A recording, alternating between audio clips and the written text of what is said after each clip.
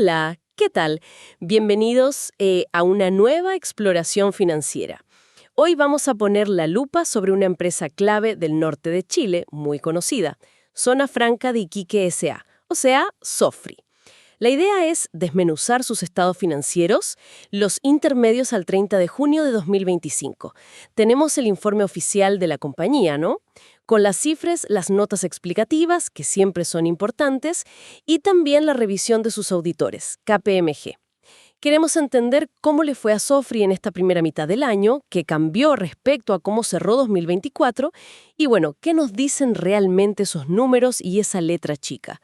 Porque Sofri, la verdad, es más que un centro comercial enorme. Es un motor para la economía regional y además, por ley, comparte parte de sus ingresos con los municipios locales. Así que veamos cómo anduvo esa maquinaria, ¿no? Bueno, antes de meternos de lleno en los balances y los resultados, está el informe de revisión de KPMG. ¿Qué es lo primero que deberíamos notar ahí? ¿Qué te parece? A ver, un punto crucial para partir. Lo que hizo KPMG es una revisión, no es una auditoría completa. Ok, revisión, no auditoría, entendido. Exacto. Se rige por una norma específica, la NTR 2410. Y en simple, una revisión implica más que nada hacer consultas, analizar tendencias, cifras, pero el alcance es menor que una auditoría. Menos profundo, digamos. Justo. Por eso, ellos no emiten una opinión de auditoría, sino una conclusión. Dicen si algo les llamó la atención, como para pensar que las cifras no son razonables. Entiendo la diferencia. Es como un chequeo general versus uno súper exhaustivo. Y bueno, ¿cuál fue esa conclusión de KPMG para Sofri a junio de 2025? La conclusión fue favorable, ¿eh? Básicamente dicen que, con base en su revisión, nada ha llamado su atención que les haga creer que los estados financieros intermedios adjuntos no presentan razonablemente. O sea que sí presentan razonablemente. Eso. La situación financiera de Sofri al 30 de junio, sus resultados, sus flujos de efectivo. Todo esto, claro, de acuerdo con la norma contable internacional para estos informes, la NIC 34. Bien. Una luz verde entonces, pero con ese matiz de que fue una revisión. ¿Algún otro detalle de ese informe de KPMG? Sí, hay un puntito en la sección de otros asuntos. Aclaran algo importante para el contexto. A ver. Mencionan que los estados financieros anuales de 2024 los auditaron otros auditores, no KPMG. Ah, mira. Y los intermedios comparativos, los de junio de 2024, también los revisaron esos otros auditores.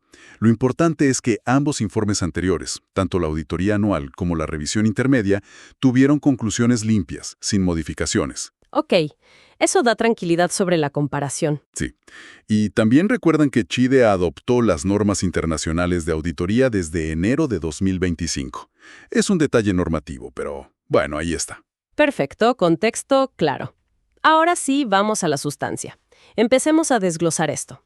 ¿Cómo se ve la foto financiera general de Sofri a mitad de 2025 si la comparamos con el cierre de 2024? Bueno, si miramos el estado de situación financiera, lo que llamamos el balance, vemos que los activos totales bajaron un poquito. Un poquito. ¿Sí? Pasaron de unos 135.8 mil millones de pesos a fines de 2024 a 131.6 mil millones ahora en junio 2025. No es un cambio brutal, pero hay una baja. ¿Y se sabe de dónde viene principalmente esa disminución? Intuyo que quizás menos caja. Exacto. Diste en el clavo. La cuenta más relevante en esa baja es efectivo y equivalentes al efectivo. La liquidez. Correcto. Disminuyó de 44 millones a 39.3 mil billones. O sea, Sofri tenía menos plata líquida, menos caja, al cierre del semestre. Menos efectivo disponible. Y por el lado de las deudas, las obligaciones y el capital de los dueños, pasivos y patrimonio. Aquí sí hay movimientos más notorios, digamos. Los pasivos totales bajaron bastante. ¿Ah, sí? ¿Cuánto? De 80.9 mil millones a 67.3 mil millones. Es una reducción importante en las deudas y obligaciones totales. ¡Wow! Eso es significativo. ¿Y se ve dónde estuvo esa reducción de pasivos? Menos deuda con bancos, pagaron proveedores. La mayor parte de esa caída, fíjate, está en los pasivos corrientes, las deudas de corto plazo. Ajá. específicamente la línea de cuentas por pagar comerciales y otras cuentas por pagar. Esa bajó fuerte, de casi 26.000 millones a 16.6 mil millones. Una baja de casi 10.000 millones ahí. Sí. Más adelante, seguro en las notas, podremos confirmar si esto tiene que ver con pagos grandes hechos en el semestre. Pienso en el costo de la concesión, quizás, o el pago de dividendos a los accionistas. Claro, tiene sentido. Una salida de caja grande que reduce el efectivo, como vimos, y también la cuenta por pagar. Y el patrimonio, la parte de los dueños. Ahí al revés. Contrario a los activos y pasivos, el patrimonio total aumentó. ¿Aumentó? Sí, pasó de 54.9 mil millones a 64.3 mil millones. ¿Se fortaleció? ¿Y eso por qué? ¿Nuevos aportes? No. Viene casi todo de las ganancias acumuladas. Es decir, el resultado positivo que generó la empresa en el semestre se sumó al patrimonio. Ok, entonces, para resumir la foto. Menos liquidez, bastante menos deuda de corto plazo, pero un patrimonio más fuerte, por las ganancias. Hablemos de eso, del desempeño. ¿Cómo le fue a Sofri generando ingresos, beneficios en estos 6 meses de 2025 comparado con el mismo periodo del año pasado? Aquí las cifras son buenas, la verdad. Los ingresos de actividades ordinarias, que es básicamente lo que venden y facturan por servicios, Las ventas, sí. crecieron notablemente. Llegaron a 29.4 mil millones de pesos en el semestre. El año pasado, en el mismo periodo, fueron 23.8 mil millones. O sea, un aumento importante. Sí, bastante relevante. Suena muy bien eso. ¿Y los costos asociados a esos ingresos subieron igual? El costo de ventas también subió, claro. Si vendes más, normalmente el costo sube. Pasó de 13.6 a 15 mil billones. Pero, y esto es lo importante, los ingresos crecieron más que los costos. Así que la ganancia bruta, que es la diferencia... El primer margen. Exacto, ese primer margen mejoró considerablemente. De 10.3 mil millones en 2024 a 14.4 mil millones en 2025. Más margen bruto. Buena noticia. Y esa mejora llegó hasta abajo, hasta la última línea, la ganancia neta. Sí, llegó, aunque con algunos matices en el camino. Por ejemplo, los gastos de administración también aumentaron. Mucho. Pasaron de 3.2 a 4.4 mil millones. Pero incluso con ese aumento en gastos, el resultado del año, o sea, la ganancia neta del semestre, fue bastante mayor. A ver, los números. Hablamos de 9.2 mil millones de pesos de utilidad neta en estos 6 meses de 2025.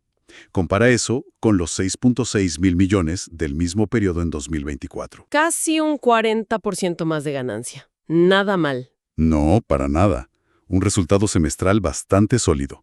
Dentro de esos gastos de administración que subieron, ¿hubo algún detalle que te llamara la atención o que merezca mencionarse? Sí, hay una línea que aumentó bastante, ¿eh?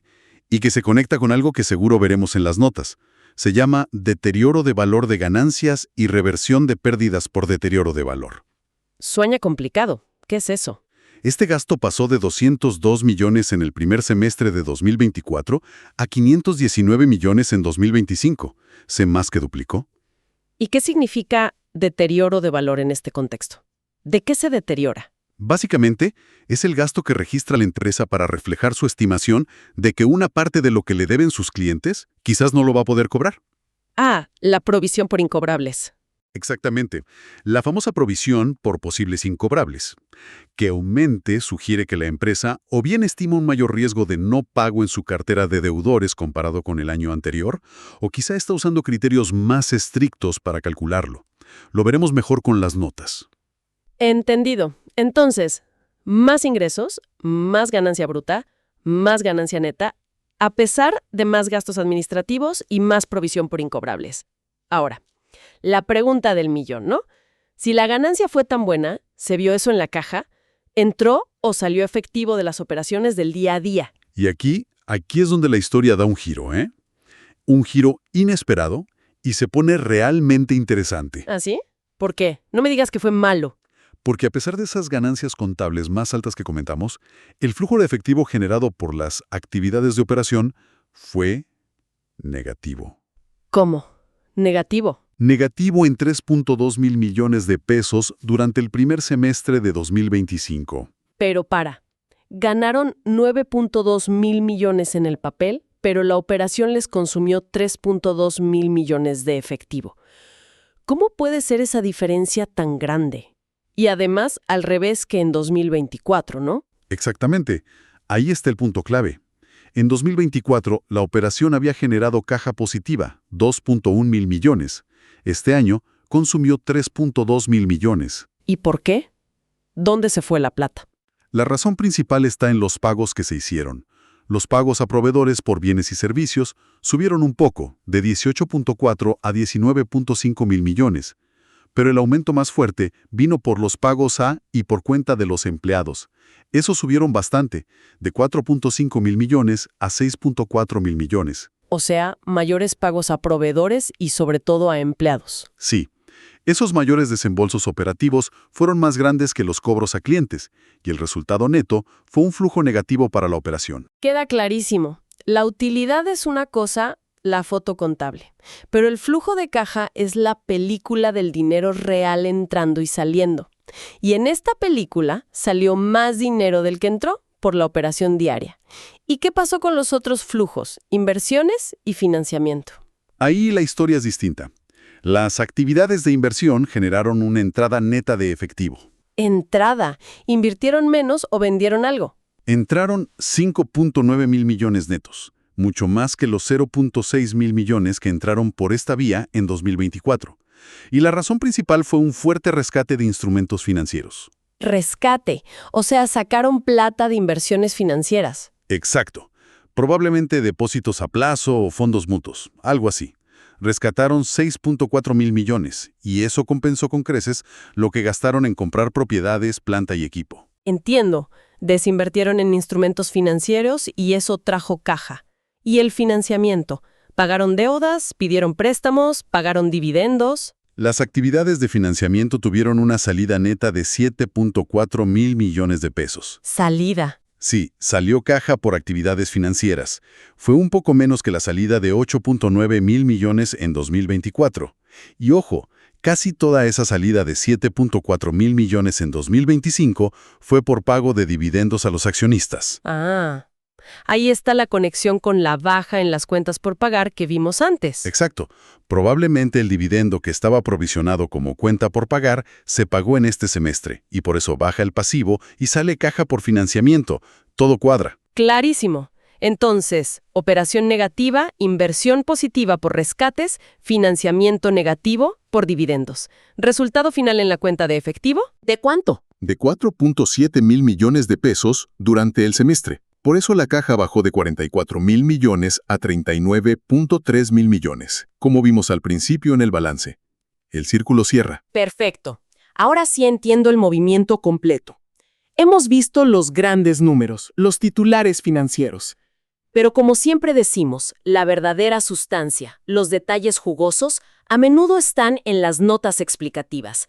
Suelen ser densas, pero son cruciales. ¿Qué joyas escondidas o puntos clave rescatamos de las notas de Sofri? Totalmente de acuerdo. Las notas son fundamentales. Y sí, hay varios puntos fascinantes aquí. Primero, algo sobre la identidad y misión. Lo mencionan en las notas 1 y 18. Siempre es bueno recordar, ¿no? Sofri opera bajo una concesión del Estado chileno. Administra la zona franca. Cierto. Y esta concesión tiene fecha de término, el año 2030. Ojo con eso, 2030. Exacto. Su accionista mayoritario es Corfo, la Corporación de Fomento de la Producción, una agencia estatal, con el 71.3%. Y un dato clave para la región, que mencionaste antes. Sofri tiene que entregar el 15% de sus ingresos brutos anuales a los municipios de Tarapacá, Arica y Parinacota. ¿Y dice cuánto fue eso último? Sí, la nota 13 lo detalla. Por el año 2024, que se pagó en enero de 2025, fueron casi 6.7 mil millones de pesos. Imagínate, es un aporte súper relevante para esas municipalidades. Sin duda, un impacto directo y muy significativo para la zona. ¿Qué más nos revelan esas notas? Algo que salta a la vista. Las propiedades de inversión. Notas 3.6 y 12. Son los activos más grandes de Sofri en valor contable. Figuran en el balance por 67.7 mil millones de pesos netos a junio 2025. Ok, casi 68 mil millones. Pero aquí viene lo interesante. ¿Cómo se valoran? Se registran al costo histórico menos la depreciación, o sea, lo que costó construirlas o comprarlas ajustado por el desgaste. Entiendo, el costo original ajustado. ¿Y por qué es eso tan crucial? Porque la nota 12 nos da otra cifra. Nos da el valor razonable estimado de esas mismas propiedades, pero a diciembre de 2024. Y aquí viene la sorpresa. A ver. Casi 474,000 millones de pesos. ¿Qué? 474,000 millones contra 68,000 millones en libros. Exacto. Es una diferencia abismal, casi 7 veces más. Increíble. ¿Y cómo se explica esa diferencia tan gigantesca? Es por la metodología. El valor razonable intenta estimar cuánto valen esas propiedades hoy en el mercado.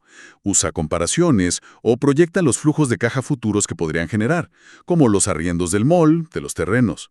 Refleja el potencial económico real, digamos. Justamente, mientras que el costo histórico es una foto del pasado. Esta diferencia enorme es como un valor oculto o latente gigantesco en SOFR. No se ve directo en el balance, pero es fundamental para entender el valor real de la compañía. Una perspectiva totalmente distinta sobre sus activos. Muy potente, la verdad. Mencionaste antes el tema de los deudores, ¿no? Y el aumento en la provisión por incobrables. ¿Qué más dicen las notas sobre eso? Sí, la nota 5, sobre deudores comerciales y riesgo de crédito, entra en detalle. Confirma que el aumento en el gasto por deterioro viene de aplicar el modelo de pérdida crediticia esperada. Le dicen ESL por sus siglas en inglés. Es lo que exige la norma contable NIF 9. ¿Puedes explicar un poquito más eso de pérdida crediticia esperada o ESL? ¿Qué es en simple? Claro, mira, en vez de esperar a que un cliente definitivamente no te pague para recién ahí registrar la pérdida. Lo que se hacía antes, ¿no? Exacto. Ahora, este modelo te exige estimar hoy las pérdidas que esperas tener en el futuro con tu cartera de cuentas por cobrar. Te basas en datos históricos, en cómo está la cosa hoy y en proyecciones futuras. Suena complejo. ¿Lo es? SOFR lo hace segmentando a sus clientes por riesgo. Usa factores cualitativos, como cuántas veces los bloquean por deuda, Ah, mira. y cuantitativos, como el volumen de sus importaciones, lo que llaman el valor CIF, costo seguro y flete. Y además, le meten un ajuste forward-looking, o sea, mirando hacia adelante, considerando expectativas económicas. Un modelo bastante sofisticado parece. ¿Y qué resultado dio? ¿Algo interesante ahí? Sí, algo muy curioso. Resulta que actualizaron su modelo, sobre todo para la deuda que ya está en cobranza judicial. Le aplicaron una tasa mínima de deterioro del 52% a esa deuda, más de la mitad. Pero al comparar junio 2025 con diciembre 2024, notan dos cosas opuestas. La estimación de pérdida para la cartera antes de ir a juicio, la prejudicial, bajó un 18.5%. Eso es bueno. Sí, pero la estimación para la cartera que ya está en juicio, la judicial, subió un 24.75%. Ah, qué interesante. ¿Y qué podría significar eso? ¿Que están cobrando mejor antes de llegar a juicio, pero les cuesta más recuperar lo que ya está judicializado? Podría ser una interpretación, sí.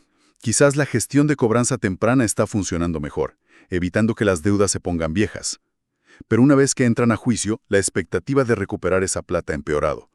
Es un punto delicado, hay que seguirlo. Definitivamente. ¿Qué otros puntos de las notas te parecieron relevantes? La nota 14 sobre beneficios a empleados revela que SOFR tiene una obligación importante acumulada por indemnizaciones por años de servicio. Esto está pactado en convenios colectivos. Indemnizaciones futuras, digamos. Exacto. Y esta obligación no es un monto fijo y listo.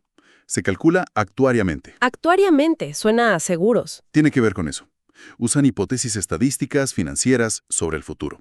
Como cuánto tiempo más trabajarán los empleados, cuánto subirán sus sueldos, la probabilidad de que se retiren, y una tasa de descuento para traer esos pagos futuros a valor de hoy. Entiendo. Una estimación basada en supuestos. Correcto. Y por eso, el monto es sensible a cambios en esas hipótesis. La nota dice que si la tasa de descuento varía solo un 1%, el valor de esa obligación, y por lo tanto el patrimonio, cambia en unos 40 o 45 millones de pesos. No es menor. Entendido. Es sensible a esos supuestos. ¿Algo sobre dividendos? Ya lo adelantamos un poco. Sí, la nota 18.4 confirma la política de dividendos. Dicen que la intención es repartir el 100% de las utilidades líquidas del año, siempre que las inversiones necesarias lo permitan. El 100% es harto. Es bastante. Para el ejercicio 2024, la Junta de Accionistas aprobó repartir el 80% de la utilidad. Eso eran 14.8 mil millones de pesos. Y decidieron pagarlo en 2 cuotas durante 2025. Ajá. La primera cuota, de 7.4 mil millones. Es justo el pago de dividendos que vimos salir en el flujo de caja de financiamiento. Ahí conecta todo. Perfecto. Esa conexión cierra el círculo del flujo de caja. Muy claro. Y sobre las distintas áreas de negocio de Sofri, ¿sabemos qué es lo más rentable? Realmente en 4 segmentos. El mall Sofri, que todos conocemos, la gestión inmobiliaria, que es arriendo y venta de terrenos, galpones industriales, El negocio inmobiliario, claro. el centro logístico, con servicios de almacenaje, y el parque industrial Chacayuta, en Arica. 4 áreas. ¿Y cuál da más margen? ¿El mall? Buena pregunta. El mall es muy visible, pero ¿cuál dirías tú que genera el mayor margen bruto? O sea, la mayor rentabilidad porcentual sobre sus ingresos. A ver, quizás la gestión inmobiliaria. Los arriendos suelen tener buenos márgenes, ¿no? Exacto. Diste en el clavo de nuevo. La gestión inmobiliaria muestra el mayor margen bruto. Le sigue de cerca el mall. Ambos son negocios muy rentables para Sofre. ¿Y los otros dos? El centro logístico y Chacayuta operan con márgenes bastante más ajustados. Esto te da una pista de dónde está el corazón de la rentabilidad actual de la empresa. Interesante saberlo. Y bueno, para ir cerrando las notas, un tema siempre sensible. Los riesgos legales. ¿Qué nos dice la nota sobre litigios, juicios? La nota 35, sobre litigios y contingencias, es, bueno, como siempre, bastante larga. Hay varios casos. Me imagino. Sí, disputas contractuales con usuarios, temas de terrenos, cobros específicos como una sobretasa, hasta un recurso por los horarios de apertura del patio de comidas. En vez de listar cada uno, quizás podemos ver el panorama general. Dale, ¿cuál es la esencia de esa nota? ¿Hay riesgos grandes ahí? Hay varios frentes abiertos, sí. Incluyen disputas con usuarios, temas inmobiliarios. Interesante, hay una demanda por daño ambiental contra un tercero, contra Engie, donde Sofri ganó en primera instancia. Eso es positivo para ellos. Ah, bueno. También hay una disputa con el SEI, Impuestos Internos, sobre si ciertos servicios están exentos de IVA. Sofri ha ganado en instancias inferiores, pero falta un recurso final. Pero el punto clave yo diría es este. A pesar de todos estos litigios, Sofri dice que aplicando la norma contable NIC 37, ¿Qué dice esa norma? En simple. que solo provisionas una pérdida si es probable que ocurra y puedes estimar su monto de forma fiable. Ok, tiene que ser probable y estimable. Es exacto. Y bueno, basándose en eso, y en la opinión de sus abogados, Sofri considera que al 30 de junio de 2025 no es necesario registrar una provisión financiera específica para ninguno de estos casos. O sea, reconocen que existen los juicios, pero por ahora no ven probable una pérdida que puedan cuantificar y que necesiten registrar en los libros. Es un punto de juicio importante y hay que seguirlo de cerca, ¿no? Sin duda, es una estimación clave. Entonces, tratando de juntar todas las piezas del rompecabezas, ¿qué diríamos que significa todo esto para Sofri a mediados de 2025? ¿Cuál es el balance general? Si hacemos un balance, a ver, vemos una compañía que mejora sus ingresos y ganancias. Eso es claro, y de forma importante en el semestre. Fortalece su patrimonio. Hasta ahí, bien. ¿Sí? Sin embargo, esa mejora en la utilidad no se vio reflejada en más efectivo de la operación. Al contrario, la operación consumió caja. Tuvieron que depender de movimientos financieros, como rescatar inversiones, para compensar y para poder pagar ese dividendo significativo. Ok. La gestión de la cartera de deudores, bueno, muestra señales mixtas. Parece mejorar en la etapa temprana, pero empeora en la judicial. Requiere atención. Y existen varios frentes legales abiertos que, aunque no estén provisionados, son un riesgo latente. Cierto. Y finalmente, no podemos olvidar ese enorme valor razonable escondido en sus propiedades, que contrasta fuertemente con su valor en libros. Es un factor muy relevante para pensar en el valor y el futuro de la compañía. Una excelente síntesis. Recapitulando entonces muy rápido. Sofri muestra números de resultados más sólidos en esta primera mitad de 2025. Más ingresos, más ganancias, patrimonio más fuerte. Pero la caja operativa fue negativa, salió plata, principalmente por mayores pagos a proveedores y empleados. Hay que poner ojo a cómo evoluciona la cobranza, sobre todo la judicializada, y a los litigios.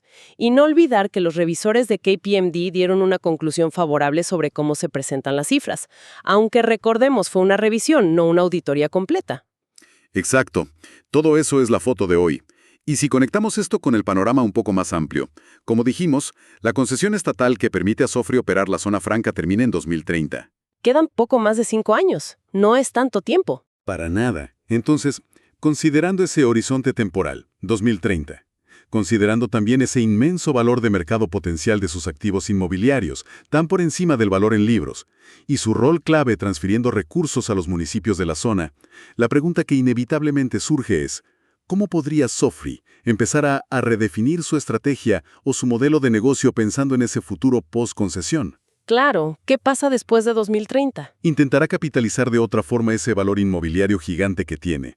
Se enfocará más en ciertos negocios, como el inmobiliario o el logístico, quizá buscando crecer más allá de la concesión actual. Y quizá más importante aún, ¿qué significaría cualquier transformación de este tipo para la economía local, para la estructura social de Tarapacá y Arique, y Parinacota, que dependen en parte de esos flujos de Sofri y de la actividad que genera? Uf, preguntas muy de fondo. Sí. Es algo en qué pensar, ¿no? Una reflexión que va un poco más allá de los balances y los resultados puntuales de este semestre. Una reflexión final muy pertinente, la verdad, y que abre otras dimensiones de análisis. Sin duda, algo para seguir observando de cerca. Muchísimas gracias por acompañarnos en esta detallada exploración de las finanzas de Sofri S.A.